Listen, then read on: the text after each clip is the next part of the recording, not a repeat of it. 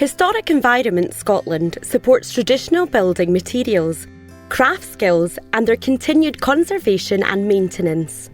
We work closely with a range of partners, including the Highland Folk Museum in Newtonmore. The Highland Folk Museum looks after buildings that represent the diverse range of traditional Highland structures. This includes the different kinds of thatch that were once a common feature of the Highlands. In this video, Hans Snell from the Highland Folk Museum demonstrates his technique for laying heather thatch and explains how the museum's partnership with other organisations helps to maintain a source of heather for the thatching. So first of all, we have to go and find the material. First, what we have to do is we have to go to the areas where we can find the heather and then actually physically pull it out of the ground. That sounds quite hard to do, but actually it pulls fairly easily because it actually doesn't root very deeply. The heather has to be quite long, so that is, I always measure it by the length of my arm. So if it's roughly the length of my arm, that's fine.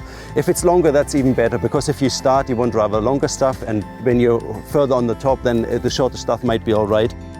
Most landowners, they are actually quite happy because they also have an interest. They might be old local families who want to see the heritage to be preserved, or we might go to RSPB or the Forestry Commission, and they are quite keen to help us as well. I mean, it's good for them as well, to work together.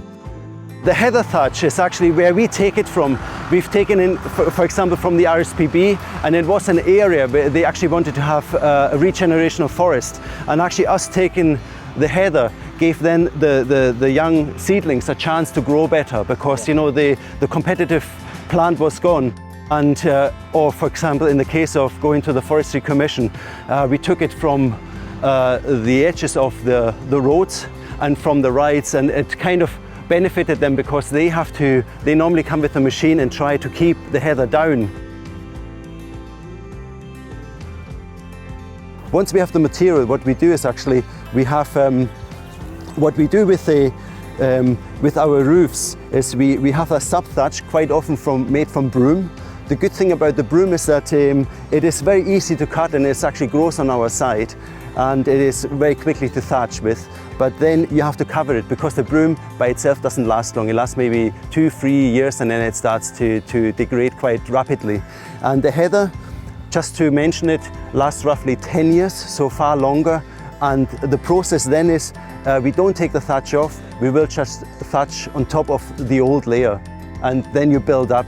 Apparently in Perth, a house was, they made a study on a house which was thatched, and they discovered apparently that there were at least 7 layers on the house. So you can see it can build up and up. The good thing is the heather, after 10 years, it's so dried out and brittle that it actually doesn't really weigh much anymore, but it is still a good matrix for putting the next thatch on. We have a round needle here, and what we actually do is I already put 2 bundles on. So what we do is we actually stick the needle into the last bundle and try to catch actually the sub thatch, or the layer underneath. Yeah.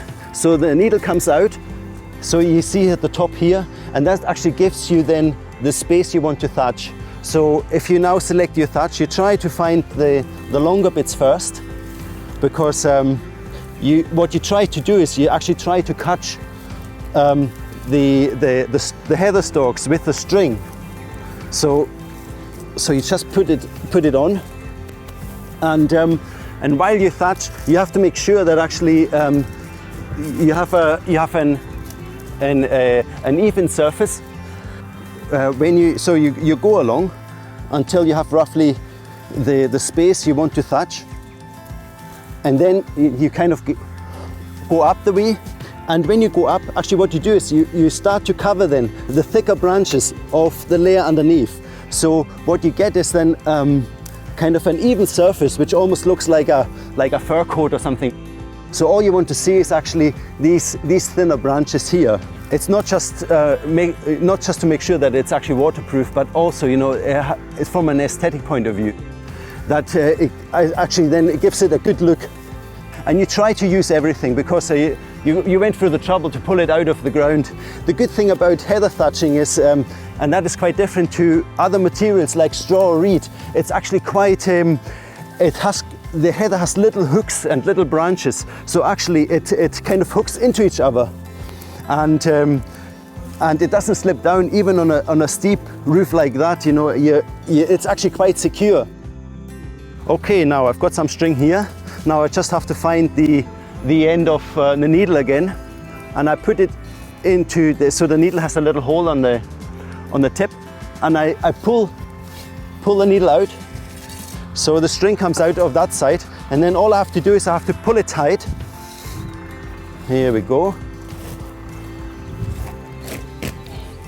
So what we want is a tightness so that there's a nice tension on it.